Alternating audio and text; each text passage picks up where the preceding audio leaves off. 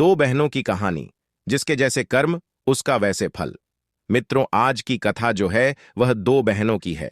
एक बहन की शादी अमीर परिवार में होती है और दूसरी बहन की शादी गरीब परिवार में होती है। अमीर घमंडी बहन अपनी गरीब बहन के साथ कैसा व्यवहार करती है, इस कथा में आप लोग यही जानेंगे। और हाँ मित्रों, यह कहानी बड़ी ही मार्मिक और शिक्षाप्रद होने वाली है।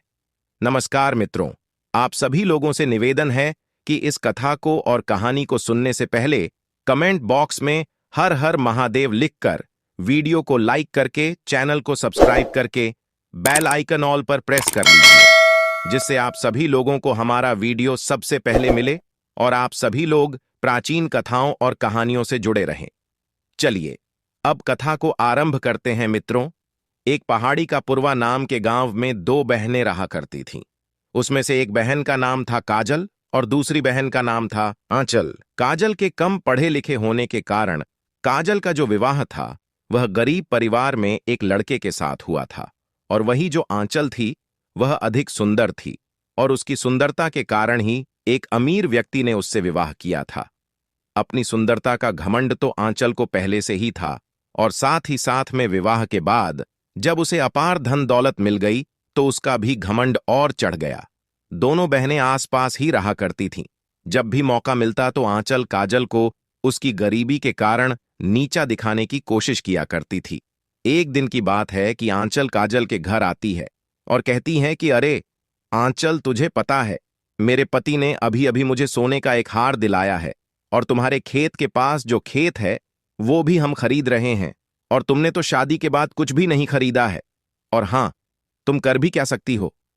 तुम्हारे पति के तो खाने के ठिकाने नहीं है, वह तुम्हें क्या खरीद करके देगा मित्रों? काजल को बुरा तो बहुत लग रहा था, किंतु वह मन में सोच कर रह जाती। काजल के दिन बड़े ही तंग हाल में गुजर रहे थे। दो वक्त की रोटी भी उसको मुश्किल से मिल पाती थी। कई बार अपनी बहन आंचल की मदद की गुहार की और बोली कि आज हमारे घर पर अन्न का एक दाना भी नहीं है। ऐसे में हमारे पतिदेव जमींदार के घर पर गए हुए हैं मजदूरी करने के लिए, मगर जमींदार के घर पर कोई काम नहीं मिला है। और जब वे पैसे मांगने के लिए गए तो जो गांव का शेठ था उसने पैसे देने से इनकार कर दिया। इसीलिए हे आंचल बहन, आज तुम थोड़े पैसे की मदद कर दो, फसल बिकते ही हम तुम्हारे पैसे वापस लौटा देंगे। आंचल कहती है कि अरे बहन, तू आज पैसे मांगने आई है, अगर तू कल पैसे मांगने के लिए आती तो मैं तुझे थोड़े बहुत पैसे जरूर दे देती। मैंने तुझे बताया था ना कि तुम्हारे खेत के बगल वाला जो खेत है वह हमारे पति इस समय खरीद रहे हैं। इसीलिए आज सुबह मेरे पति घर में जितने भी पैसे रखे हुए थे वह सभी लेकर के चले गए हैं, क्योंकि उस खेत वाले को पैसे देने थे, और इसी कारण से आज हमारे घर में पैसे नहीं है। ऐसे में आंचल ने कभी कोई उसकी मदद नहीं की। एक दिन काजल ने सोचा कि आंचल ने भी पैसे देने से इनकार कर दिया है। अब वह सोचने लगी, मैं क्या करूं? एक काम करती हूं, मेरे जो बड़े भैया हैं मैं उनके घर जाकर के उनसे कुछ पैसे मांग लेती हूं। हो सकता है कि वह कुछ पैसे देकर के हमारी मदद कर दे, मुझे पैसे देने से मना नहीं करेंगे। फिर काजल अपने बड़े भैया के घर जाती होती है तो उसे रास्ते में एक बूढ़े बाबा दिखाई देते हैं जो एक पानी का मटका लेकर के वहां से निकले जा रहे थे।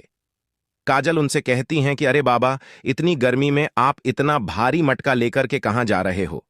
वह बूढ़ा आदमी जब उसकी आवाज सुनता है तो कहता है कि बेटी, बस यही पास वाले गांव में मेरा घर है, ये पानी मैं वहीं लेकर के जा रहा हूं।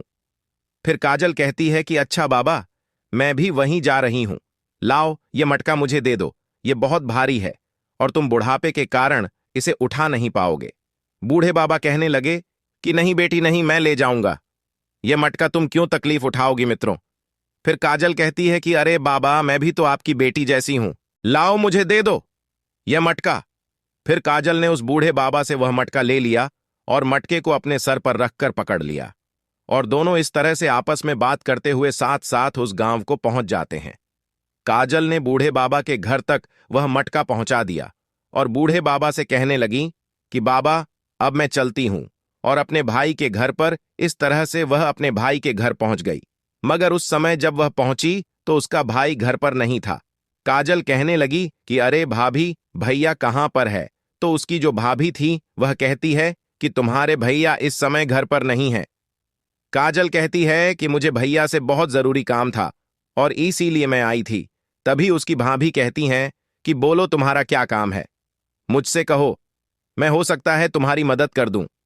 काजल कहती है कि भाभी मैं आपको क्या बताऊं, मेरे घर की हालत इस समय बहुत खराब है।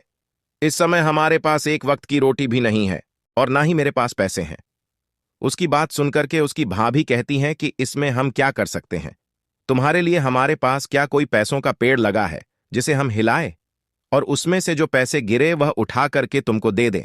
हमारे पास अभी कोई पैसे नहीं है। ठीक है, पैसे के अलावा और कोई काम हो तो बताओ, वरना यहां से चली जाओ। फिर इस तरह से काजल उदास होते हुए कहती है कि ठीक है भाभी, मैं चलती हूं। यदि आप मेरी मदद नहीं करती हैं तो कोई बात नहीं है। इस तरह से जो उसकी भाभी थी वह उसको घर से भगा देती है। अत्यंत दुखी होकर के अपने गांव वापस लौटने लगी। तभी रास्ते में वही बूढ़ा बाबा अपनी कुटिया के बाहर उसे मिल जाता है। तो बूढ़े बाबा उसे कहते हैं कि अरे बेटी, इधर आओ। फिर काजल उस बूढ़े बाबा के पास जाती है तो बूढ़े बाबा उसे कहते हैं कि अरे बेटी, तू इस गांव में किसके घर आई थी। फिर काजल कहती है कि बाबा, मैं अपने बड़े भैया के घर आई थी, उनसे कुछ मदद मांगने आई थी, लेकिन मेरे भैया घर पर इस समय है नहीं और भाभी ने मुझे वापस लौटा दिया है। इस तरह से वह अपनी पूरी कहानी उस बाबा को बता देती है।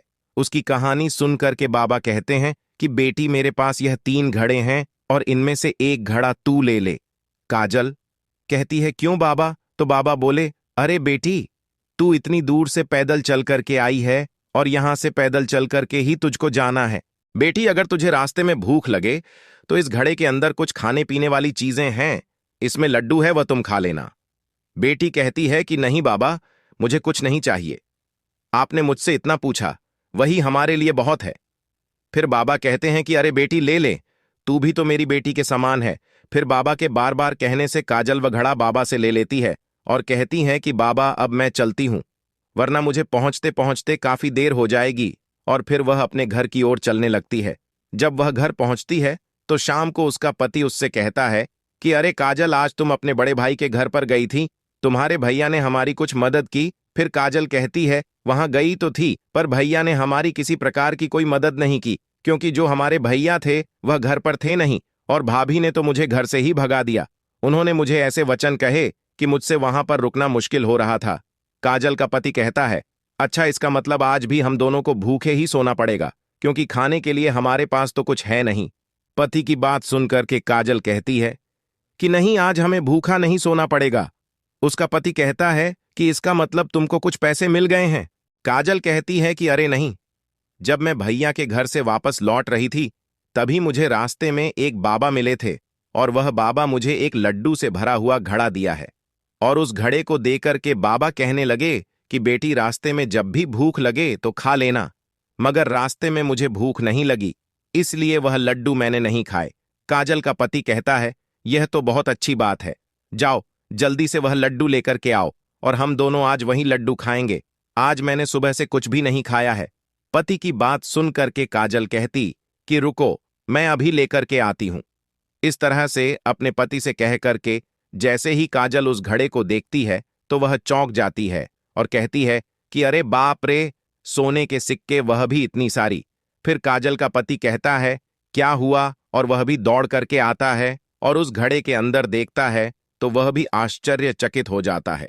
कहता है, बाप रे, इतने सारे सोने के सिक्के, तुम्हें यह घड़ा किसने दिया। अपने पति की बात सुनकर के काजल कहती है कि सच कह रही हूं मैं, मुझे यह घड़ा उस बाबा ने दिया है जिसने मुझे रास्ते में रोका था।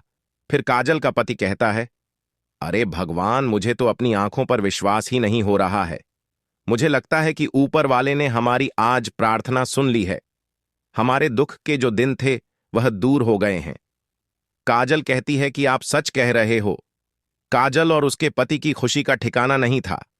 वह दोनों भगवान का हाथ जोड़ करके उसका शुक्र मनाते हैं और कहते हैं कि हे प्रभु, आज तुम्हारी कृपा से हमारी गरीबी दूर हो गई। फिर गांव में खेती के लिए जमीन खरीदते हैं। इस तरह से वह जो काजल थी वह अमीर हो जाती है और एक अच्छा सा मकान बनवाती है। फिर उसकी तरक्की को देख करके उसकी बहन आंचल, जो पहले से ही अमीर थी और घमंडी थी, जो अपनी बहन से बहुत जल रही थी, वह बहुत जलती है। एक दिन अपने पति के से कहती है, अरे सुनो जी, यह मेरी बहन इतने पैसे वाली कैसे बन गई? पता नहीं कहां से इतनी दौलत उसके पास आकर के बरस पड़ी है। पता नहीं कैसे इतना धन उसके पास आ गया है। उसने तमाम जमीन भी खरीद ली है और उसने अच्छा खासा घर भी बनवा लिया है। पहले तो उसके दिन ऐसे थे कि मेरे घर भिखारी बनकर के भीख मांगने आई थी, और अब क्या कहना है, वह हमसे भी ज्यादा पैसे वाली हो गई है। आंचल की बात सुनकर के आंचल का पति कहता है कि मैं भी वही सोच रहा हूं। पहले तो तुम्हारी बहन का पति लोगों के खेतों में मजदूरी करता था, और एकदम से इतना पैसा उसके पास कहां से आ गया कि वह इतना अमीर हो गया। मगर अभी कुछ दिन पहले मैंने तुम्हारी बहन को तुम्हारे भाई की घर की ओर जाते देखा था। हो सकता है कि तुम्हारे भाई ने कुछ अपनी बहन को धन दे दिया हो। आंचल कहती है, क्या भैया के घर की ओर गई थी? हां, मुझे तो लगता है कि भैया के घर से इतनी सारी धन दौलत लेकर के वह आई होगी। आंचल का पति कहता है कि मगर तुम्हारा भाई कैसा है, जो धन दौलत अपनी छोटी बहन को ही दे देता है? तुम्हें भी तो कुछ देना चाहिए। उसकी बहन तुम भी तो हो। भाई के लिए तो दोनों बहनें एक समान होती हैं। उसके लिए कोई छोटा बड़ा नहीं होता है। उसे जब मदद करनी होती है तो उसे दोनों की मदद करनी चाहिए, और उसकी संपत्ति पर बहनों का बराबर हिस्सा होना चाहिए। आंचल कहती है कि तुम बिल्कुल ठीक कह रहे हो। भैया की संपत्ति पर जितना उसका अधिकार है उतना मेरा भी अधिकार है, और अब हम कल सुबह ही अपने भाई के घर चलेंगे। इस तरह से जब वह रात के बाद जब सुबह होती है तो दोनों अपने बड़े भैया के घर उनसे मिलने के लिए चल देते हैं। अब जब वह जाते हैं तो रास्ते में वही बूढ़े बाबा उनको भी मिलते हैं, जो पहले उसकी बहन को मिले थे। वह बाबा कहते हैं कि अरे बेटी, जरा तुम इस मटके को उठा करके मेरे कंधे पर रख दोगी क्या? उनकी बात को सुनकर के आंचल कहती है, क्या तुम काम ये खुद नहीं कर सकते हो क्या? फिर वह बूढ़े बाबा कहते हैं, बेटी मैं बूढ़ा हो गया हूं। मेरे शरीर में इतनी ताकत नहीं है कि मैं इतने ज्यादा वजन को उठा सकूं। इसीलिए मुझे तुम्हारी मदद की जरूरत है। कृपा करके तुम यह मटका उठा करके मेरे कंधे पर रख दो। बेटी मित्रों, फिर आंचल कहती हैं कि तू क्या हमसे पूछ करके बूढ़ा हुआ था? खुद ही तो बूढ़ा हुआ है। तभी उसका पति कहता है कि अरे भाग्यवान, तुम भी कहां इस बूढ़े के चक्कर में हो और इसकी बातों में उलझी जा रही हो। जल्दी जल्दी से चलो, हमें उसके घर जल्दी पहुंचना है। मित्रों, वे दोनों उस बाबा की मदद किए बिना ही वहां से निकल जाते हैं, और वह अपने भाई के घर थोड़ी देर के बाद पहुंच जाती है। जब अपने भाई और भाभी को देखती है तो अपने भाई भाभी से कहती है कि भैया भाभी, अभी कुछ दिन पहले यहां पर काजल आई थी क्या? तो उसका भाई कहता है, हां आंचल, थोड़े दिन पहले काजल आई थी, मगर जब वह आई थी तो मैं उस समय घर पर नहीं था। वह अपनी भाभी से मिलकर के यहां से चली गई थी। मैं तो उससे मिला भी नहीं था। वह जब घर आई तो मैं बाहर शहर में था। घर पर केवल तुम्हारी भाभी ही थी। तो आंचल कहती है कि अपनी भाभी से, भाभी तुमने उसे कुछ दिया था क्या? तो उसकी भाभी कहती हैं कि मैंने तो उसे कुछ भी नहीं दिया था। हमारे पास कुछ होगा तभी तो उसे दूंगी। यहां तो हमारे ही खाने को लाले पड़े हैं। मैं उसकी मदद कैसे कर सकती हूं? उसे कुछ देंगे? फिर कैसे? आंचल बोली, इसका मतलब आपने उसे कुछ भी नहीं दिया है। ठीक है भैया, हम चलते हैं। इस तरह से आंचल के भैया कहते हैं, अरे अभी तो तुम लोग आए हो, खाना खा करके जाओ, इतनी जल्दी वापस कैसे चले जाओगे?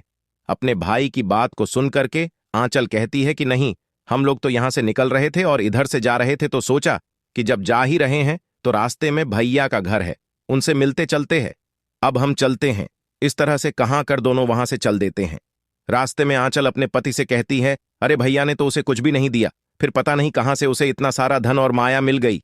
फिर उसका पति कहता है, हां मैं भी वही विचार कर रहा हूं, मैं सोच रहा हूं। फिर आंचल कहती है कि हे पतिदेव, इस रेगिस्तान में इतनी धूप में चलने के बाद मुझे बहुत जोर की प्यास लग रही है। तभी उसका पति कहता है कि तुम्हें भैया के घर पर प्यास नहीं लगी। आंचल कहती है कि तुम जाकर के कहीं से जल्दी पानी लेकर के आओ। मुझे लग रहा है कि जैसे चक्कर आने वाला है, और यदि मुझे जल्दी पानी नहीं मिला तो हो सकता है कि मुझे चक्कर आ जाए और मैं यहीं पर गिर पड़ूं। अब मुझे बहुत जोर की प्यास लग रही है। तभी इस रेगिस्तान में उन्हें एक झोपड़ी दिखाई देती है, और वह झोपड़ी उन्हीं बाबा की थी। जब वे दोनों वहां पहुंचते हैं तो देखते हैं वही बाबा वहीं पर बैठे रहते हैं। फिर वह बाबा कहते, क्या हुआ बेटा, मेरे घर की तरफ कैसे आना हुआ?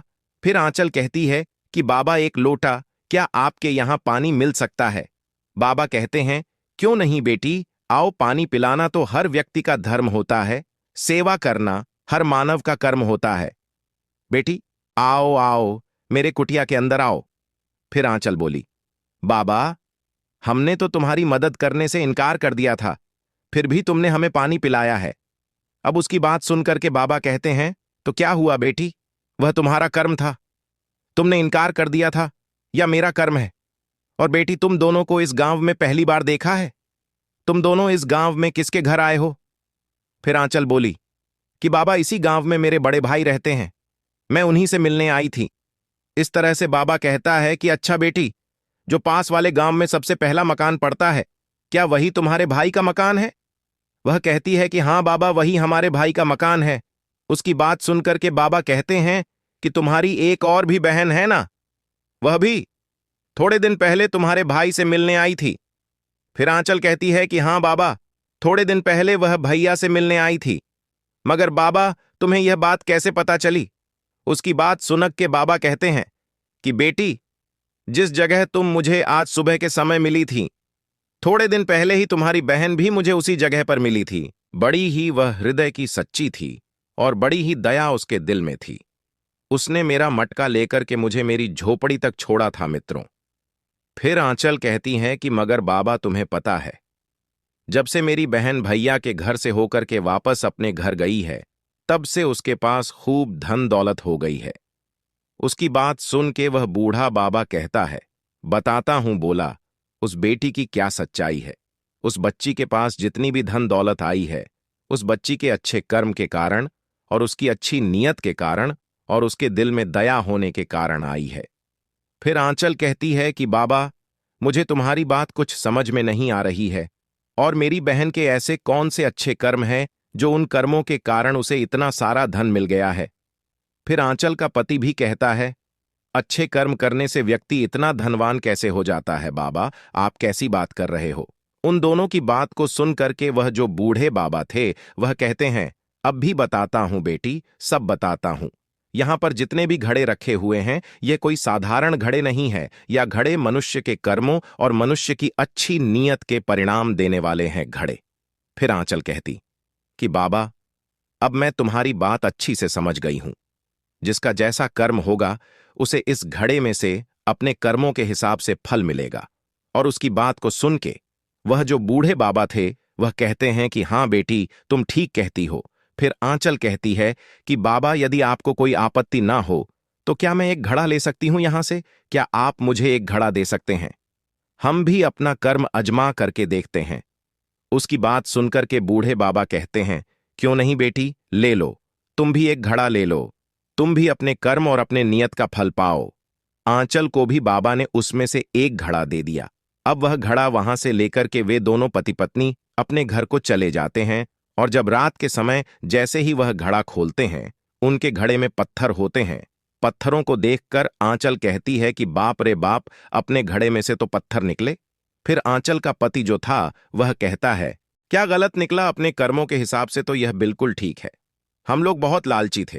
तुम्हारी जो बहन थी, वह जब मजबूर थी, गरीब थी, और अपनी मजबूरी के कारण, गरीबी के कारण जब भी वह हमारे पास कुछ पैसे की मदद मांगने के लिए आती थी, तो हम उसकी मदद नहीं करते थे। ऐसे कर्म करने के पश्चात भला उसका परिणाम हमें अच्छा कैसे मिल सकता है?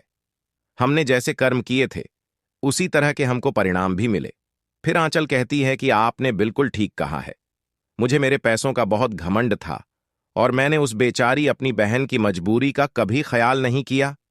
मैं कैसे करती उसे अपनी अमीरी से मैं हमेशा नीचा दिखाना चाहती थी मित्रों।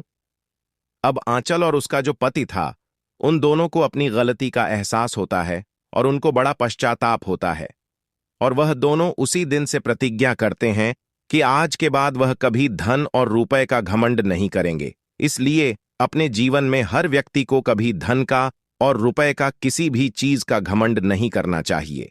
हमेशा अच्छे कर्म करना चाहिए और सद्मार्ग पर चलना चाहिए, जिससे उसके कर्म ही उसे अमीर और गरीब बना सके। तो मित्रों, इस प्रकार से चाहे कोई भी व्यक्ति हो, अमीर या गरीब, हर व्यक्ति को अपने काम पर ध्यान देना चाहिए, ना कि अमीरी और गरीबी के चक्कर में पड़ना चाहिए।